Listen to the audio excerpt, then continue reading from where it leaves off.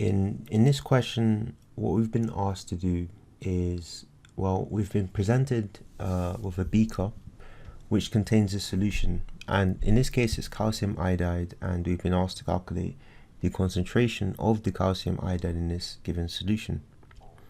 We've been provided various bits of information. We've been provided with the volume, specifically in decimeters cubed. We've been provided the mass, specifically of the calcium iodide. Okay, and so effectively we need to work out what the concentration is, and we've been asked to give our answer to 3 decimal places. Okay, so what would be a reasonable first step in this to approach this? Well, one of the things which would be useful to do is to refer to some of the relevant equations, and in this case the first one I'm going to bring up is the one concerning concentration. Okay, given the question is asking, well, work out the concentration, and what we remember is that one's effectively moles. So moles, let me just make this a bit bigger. Moles equals concentration times volume. Okay,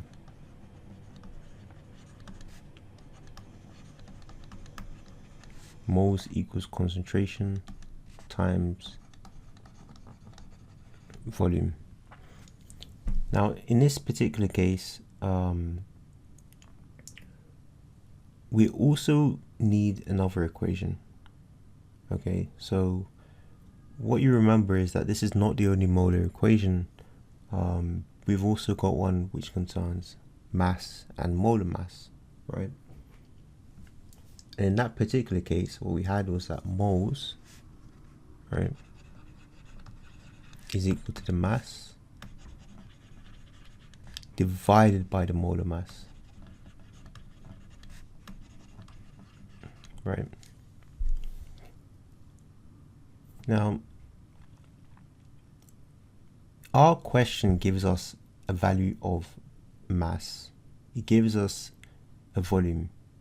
So we've got, effectively, we've got this value, we've got this value, and we're trying to work out this value, right? Now we don't have the moles stated in the question, but we do have the formula of the substance. So using the chemical formula, which if we can work that out, we can use the periodic table to work out what the molar mass is, right? Now if we do that, in this case it's CAI, right? So if we refer back to, okay, well, if we refer to the periodic table here, the relevant ones in this case CAI, so that's, we've got the CA and I is here, right? So if we look at CAI, we're looking at the relative atomic masses of these. So we've got 40.1. So as you will remember, the molar mass is equal to effectively the sum of the relative atomic masses,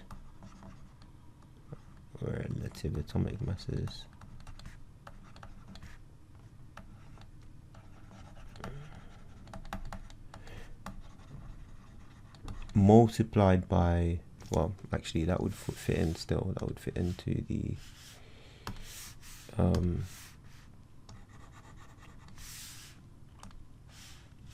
yeah, multiplied by the number of the atoms of that element effectively. So number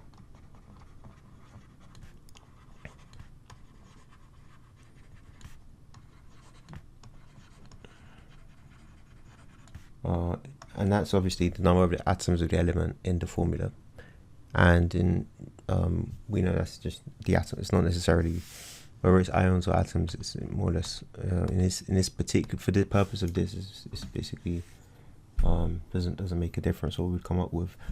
But in this case, it is 40.1, right?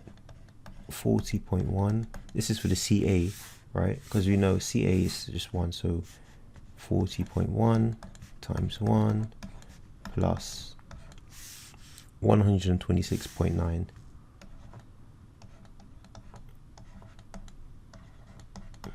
times 1. Obviously, I don't need to do it in this long way. You can see quite clearly from the formula that you've only got one of each, but I'm just writing it out longhand this way so you can see what the actual reasoning process I'm going through as I'm working it out. And if we do that, we should come up with 167. Okay, so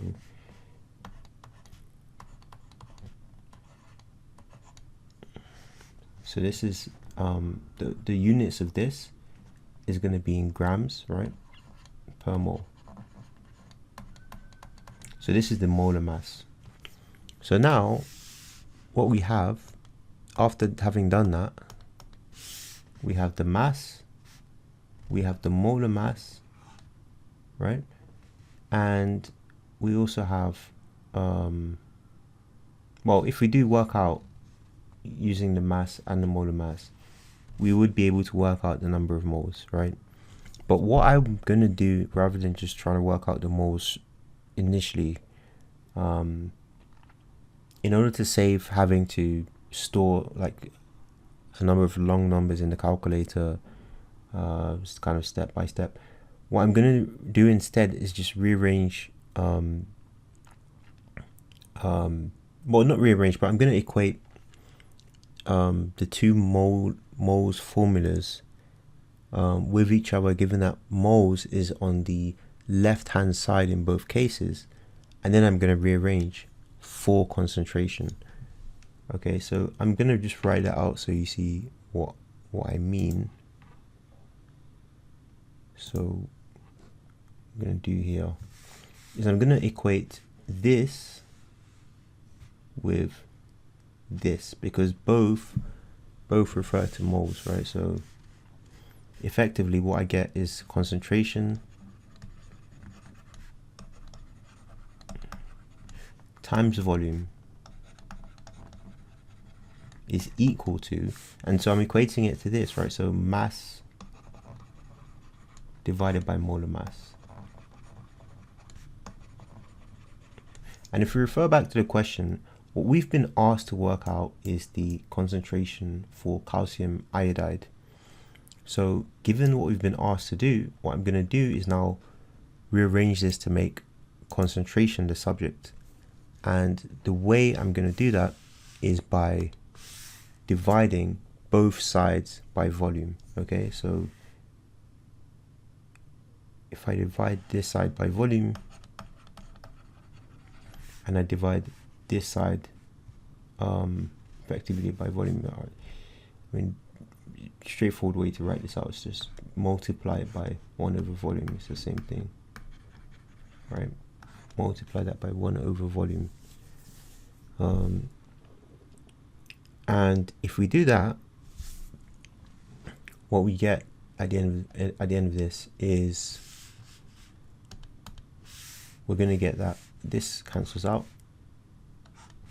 and effectively we get concentration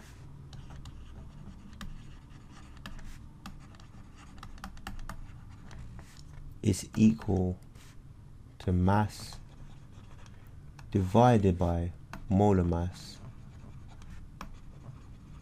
multiplied by volume, right?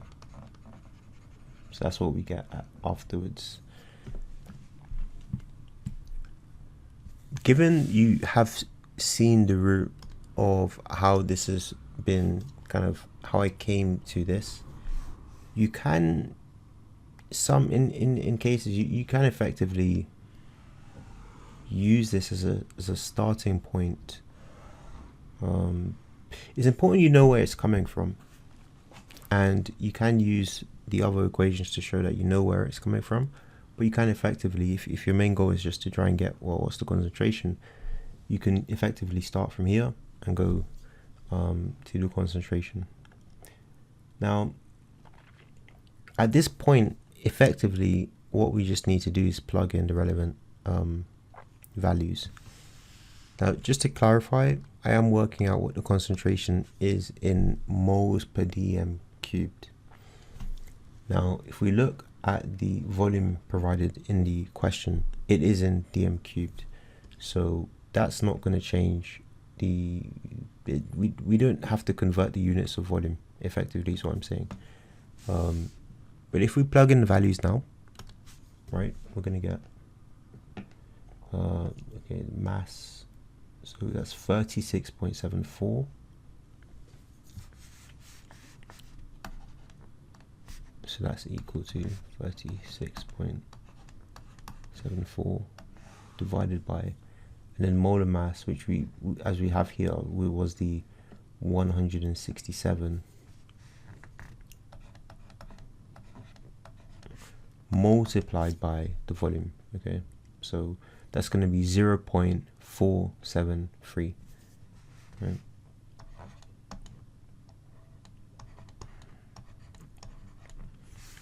And so if you have a go at working that out on your calculator and see what you get,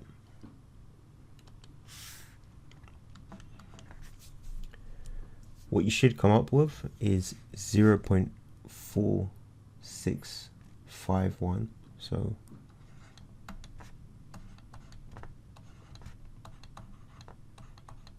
one 6 3, and in this case we've been asked to give our answer to 3 decimal places when necessary, so we would need to round this, right? So we go equals 0.465, okay, and we need units. Okay, so I think you're probably aware of what the units would be in a situation like this. However, just for the sake of explanation, we can quickly go through the process of deriving what the units would be. So we've got a mass divided by the molar mass times the volume.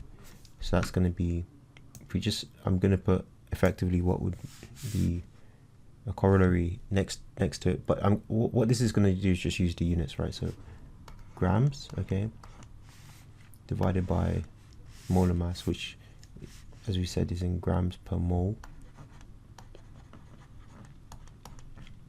right? Multiplied by volume, so that's going to be in dm³.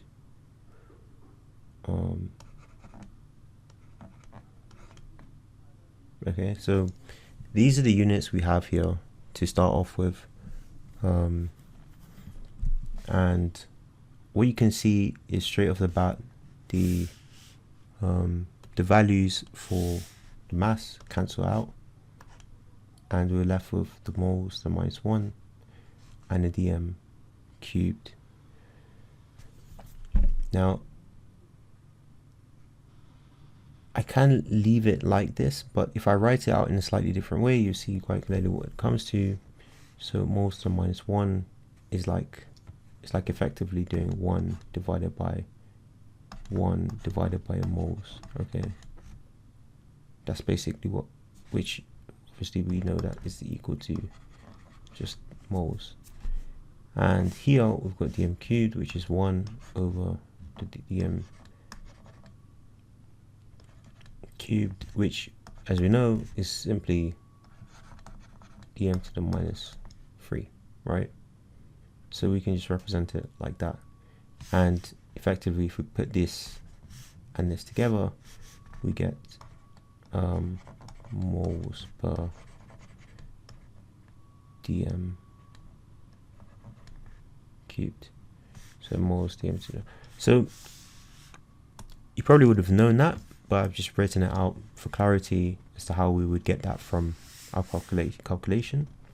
and so that's 0.465 moles per dm cubed. So that would be our answer. Okay.